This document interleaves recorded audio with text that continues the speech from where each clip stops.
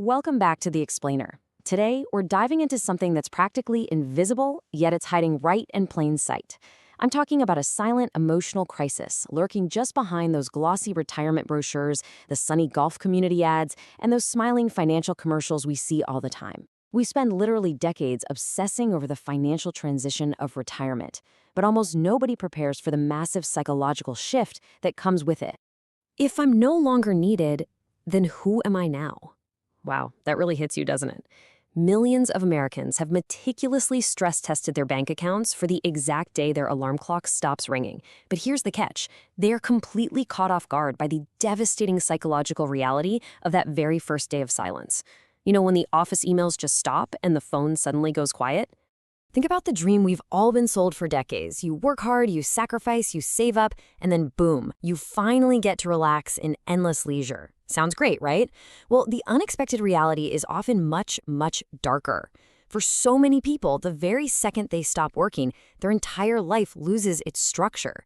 Friendships kind of just fade away, meaning gets blurry, and that supposed total freedom actually mutates into deeply painful isolation. Okay, so let's fundamentally redefine what retirement actually is in modern America. It's really not just an economic transition, it's a psychological earthquake. We're talking about a profound shift in your very identity and emotional stability, all triggered by the end of a career. Honestly, it's a massive identity crisis that we mistakenly keep treating like it's just a math problem. Section 1. The root causes of isolation. So, how exactly did we get here?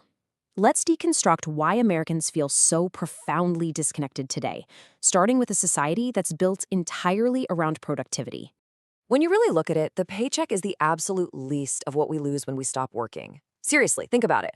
Work wasn't just money. It gave us our status, our daily routine, a super clear purpose, a built-in community, validation, and a sense of direction. When we suddenly leave the workforce, all of those deeply, deeply human needs just go entirely unmet. And it all basically comes to a head with this one simple question. So, what do you do? I mean, it's the standard American greeting, right? From childhood, we're taught that our worth is directly tied to our income and our performance. So when productivity becomes your entire identity, resting in retirement suddenly feels like total irrelevance. If you can't answer that question with a job title anymore, you really risk feeling like you've just disappeared. This really illustrates the macro shift in our culture perfectly. In past America, people lived geographically close together, right? We had strong civic bonds through neighborhoods, churches, and local clubs. Real, physical, shared communities.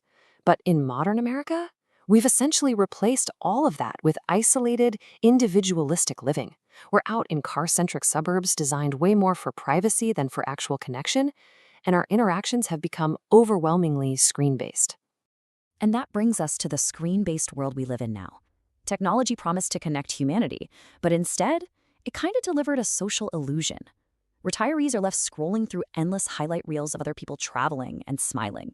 It's visibility, sure, but without any real intimacy.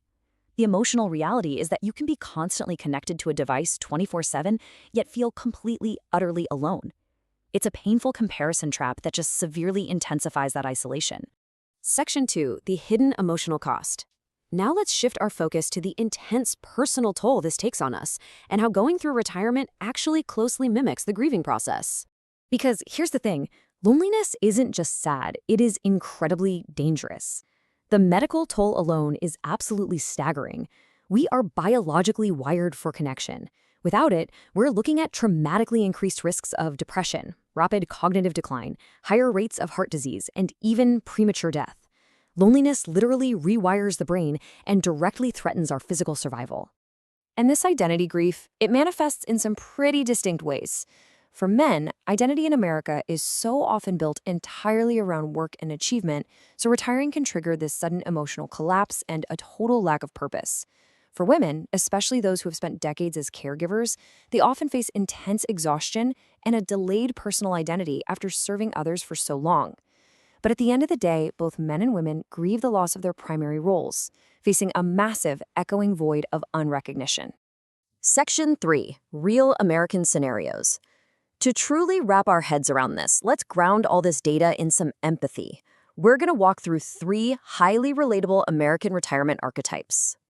First up, let's consider the executive. Just imagine 40 years of constant urgency, back-to-back meetings, flights, making big decisions, and having immense respect. Then retirement arrives. Maybe there's a brief honeymoon phase, but soon the calendar is just entirely empty. No urgency, no mission. It is an incredibly jarring transition, going from being urgently needed every single day to total silence. They suddenly realize their entire identity belonged to their job. Next, we have the suburban couple. Now, they perfectly represent the financial American dream. They've got the large house, total financial stability, the whole 9 yards. But their kids have moved across the country, they barely even know their neighbors, and their daily connections mostly happen through glowing screens. This scenario really proves how you can completely achieve the financial dream, but still be totally starved of the basic, life-giving human connection you actually need to thrive. Finally, there is the working retiree. This sheds light on a hidden economic reality where older Americans are continuing to work out of pure necessity, mostly because housing and healthcare costs have just exploded. Yet, despite being out there working in public, they often feel entirely invisible to our fast-moving society. They're sidelined, carrying this immense, quiet psychological stress over basic survival. Section 4. Rebuilding Purpose and Meaning. So, how do we actually fix this? Let's pivot away from the melancholy for a minute and look at some energetic, actionable, human-centric solutions. Here is the blueprint. Let's look at how this builds a really crucial, sequential mindset shift, moving us from passive consumption to active meaning. Step 1. Replace your career identity. Step 2. Build intentional community. Step 3. Continue contributing to society. And Step 4. Rebuild intergenerational ties. This right here, this is how you reclaim your life. And it all starts right here. True success in this phase requires completely divorcing your human worth from your former professional output.